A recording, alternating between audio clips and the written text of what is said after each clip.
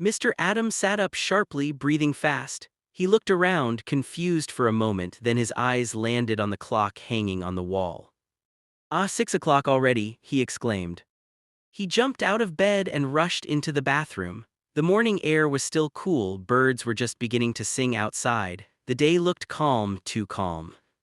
He brushed his teeth in a hurry, took his bath, and dressed quickly. He had an important trip that morning. He was traveling to a nearby city for a business deal he'd been waiting for months to finalize. Everything had to go right.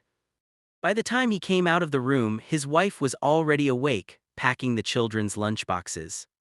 "Honey, you're already up?" she asked, smiling. "Yes," he replied, buttoning his shirt.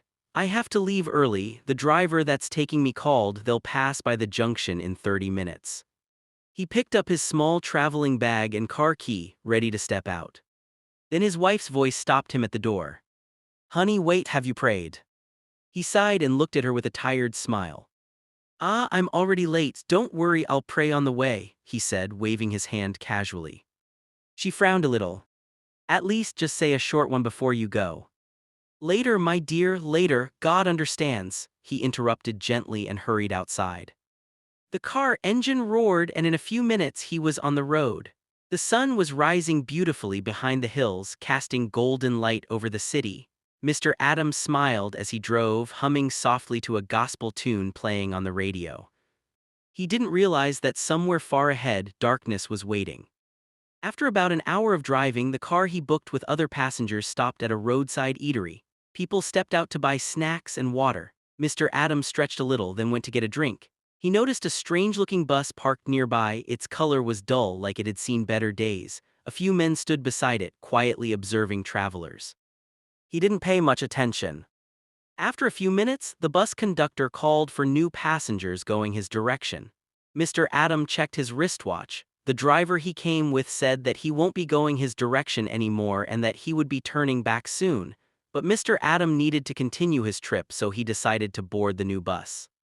That was the mistake. He climbed in, greeting the other passengers politely. The bus smelled of engine oil and dust. The seats were old and torn in some places. Still, he sat comfortably and placed his bag beside him. The driver, a rough-looking man in his 40s, started the engine. The journey continued smoothly at first. Everyone was quiet, some dozing off, others scrolling through their phones. The wind blew softly through the open window. Then suddenly the bus slowed down. The driver turned off the road into a narrow, bushy path. Confusion spread among the passengers. "Driver, this is not the main road," someone shouted. The driver didn't respond. Instead, two men from the back stood up, the same men who had been watching travelers earlier. One of them pulled a knife, the other held a gun. "Everybody keep quiet," one of them said. Screams filled the air. Mr. Adams' heart pounded wildly. They blindfolded everyone and drove deeper into the forest. Hours passed. When the blindfold was removed, Mr. Adam found himself inside a dark hut made of mud and wood. His hands were tied. Other captives sat beside him, some crying, some too weak to speak. He realized then he had fallen into the trap of ritual kidnappers. Back at home, Mrs. Adam prepared dinner, expecting her husband to call. But the night passed quietly. She dialed his number repeatedly, no answer. The next morning, she tried again. The phone rang and rang until a harsh male voice answered. "Hello, madam, go see your husband again," the voice said, followed by mocking laughter. Her phone dropped from her hand, tears filled her eyes, but instead of panic, she knelt down and began to pray. "O Lord, wherever my husband is, send your angels to protect him. Let no weapon formed against him prosper." She prayed morning, afternoon, and night. She refused to sleep. Her voice shook, but her faith grew stronger.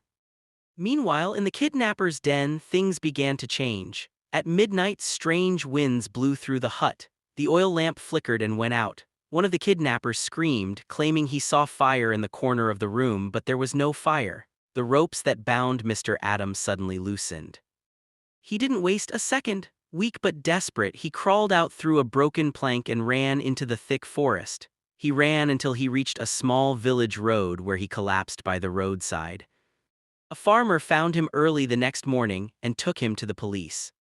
Later in the day, Mr. Adam returned home wounded, thin but alive. His wife ran out and hugged him tightly, crying uncontrollably.